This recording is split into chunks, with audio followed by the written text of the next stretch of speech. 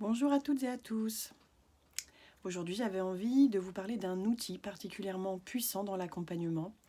À travers le coaching, je vais vous parler aujourd'hui de certaines notions de PNL, de programmation neurolinguistique. Alors, qu'est-ce que c'est cette programmation neurolinguistique? Si vous considérez votre cerveau comme un ordinateur, finalement, il est doté de programmes qui ont été acquis, construits, expérimentés depuis votre enfance. C'est finalement vos principes d'éducation, la façon dont vous avez évolué, ce que vous avez appris de la vie, et c'est ce qui constitue principalement le socle de vos valeurs et de vos croyances. À partir de cet état de fait, vos programmes, qui sont finalement bien installés dans votre cerveau, à travers vos croyances, vos valeurs, vont finalement susciter des réactions, des émotions, des modes de pensée neuronaux, voilà, le neuro, linguistique, qui vont influencer votre langage, et vos réactions, vos comportements et votre communication, également vos relations au quotidien. La PNL s'inscrit véritablement dans une notion de comment plutôt que de pourquoi, c'est-à-dire qu'elle cherche véritablement à comprendre les mécanismes, les modes de fonctionnement de l'être humain, plutôt que d'apprendre à justifier et de s'expliquer au sujet de comportements. Le fait de comprendre le comment, permet d'être bien plus précis dans son langage et d'atteindre des objectifs et surtout d'établir des relations de confiance, puisque plus vous serez précis dans votre communication, plus vous serez à l'écoute et dans l'empathie finalement vis-à-vis de l'autre.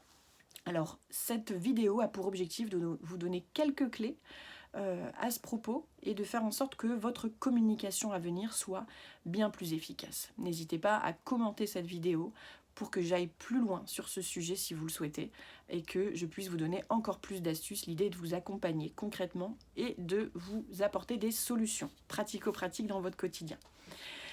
J'avais envie d'évoquer une phrase qu'on entend, qui est propre à la PNL, mais qu'on entend particulièrement et qu'on ne comprend pas forcément. Qui est finalement la carte n'est pas le territoire. Qu'est-ce que c'est que ce truc? La carte n'est pas le territoire. Il s'agit ici de finalement écouter l'autre pour le comprendre et non pas pour répondre. Il s'agit d'écouter l'autre pour le comprendre et non pas pour répondre.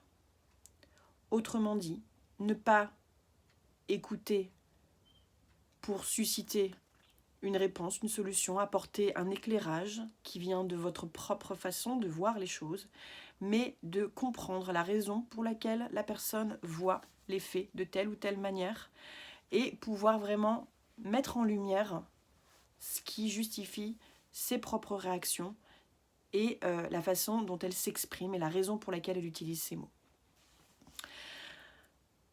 C'est tout un programme que d'être capable de, et c'est absolument pas naturel non plus par rapport à notre société actuelle, que d'écouter pour comprendre et ne pas répondre, puisque l'être humain a naturellement envie de s'exprimer.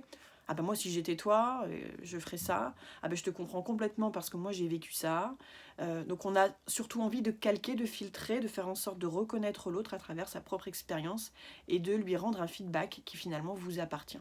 Ce n'est peut-être pas l'objectif de la personne quand elle vous communique les choses à ce sujet. Elle a peut-être juste envie d'extérioriser, de verbaliser les choses. Mais c'est notre penchant naturel que de vouloir répondre pour finalement aussi reconnaître l'autre et lui donner un feedback positif de ce qu'elle est en train de nous renvoyer.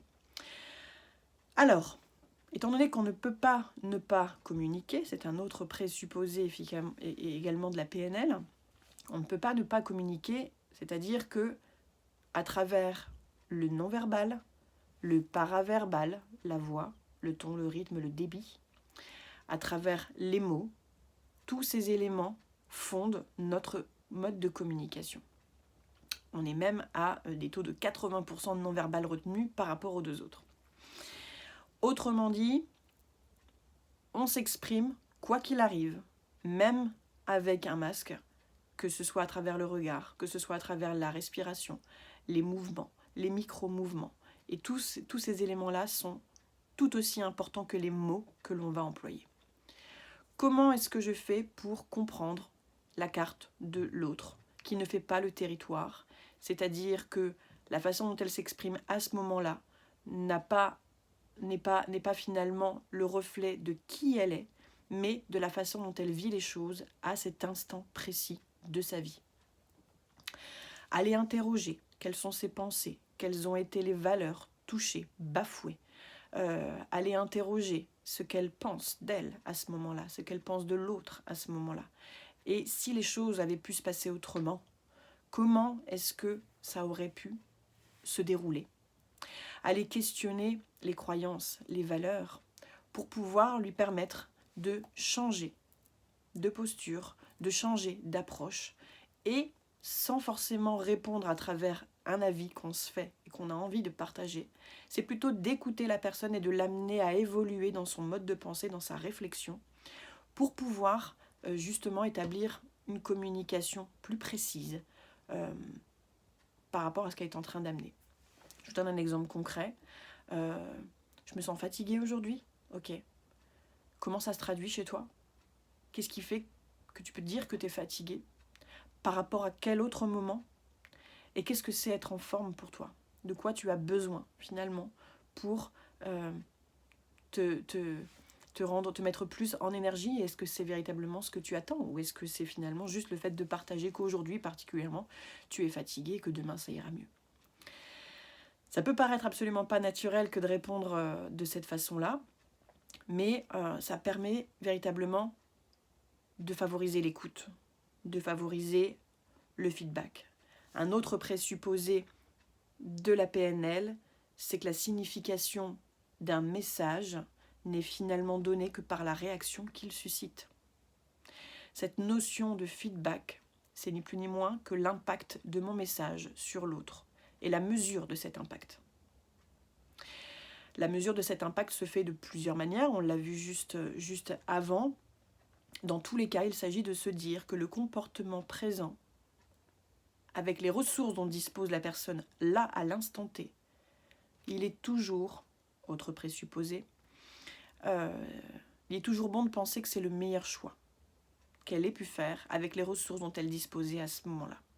À partir du moment où on rend légitime la réaction et le comportement de cette personne, on est dans une forme d'empathie qui permet de s'ouvrir et de faire preuve d'assertivité, cette fameuse assertivité, qui permet de s'ouvrir à l'autre et d'être dans l'écoute et dans le partage authentique de ce qu'on ressent vis-à-vis du message que la personne nous renvoie.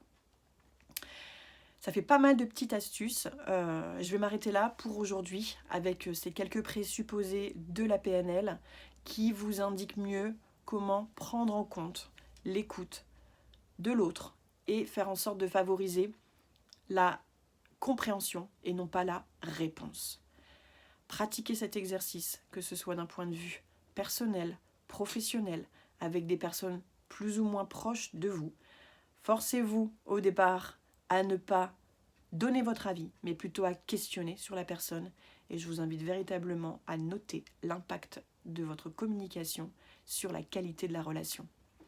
N'hésitez pas à commenter cette vidéo, à me poser vos questions, à me suivre sur les réseaux Facebook, Instagram, YouTube, LinkedIn, à m'envoyer des emails, à consulter mon site www.coachingeneration.com. Je reste à votre disposition pour toute question et d'ici là, je vous souhaite une très belle communication. Merci.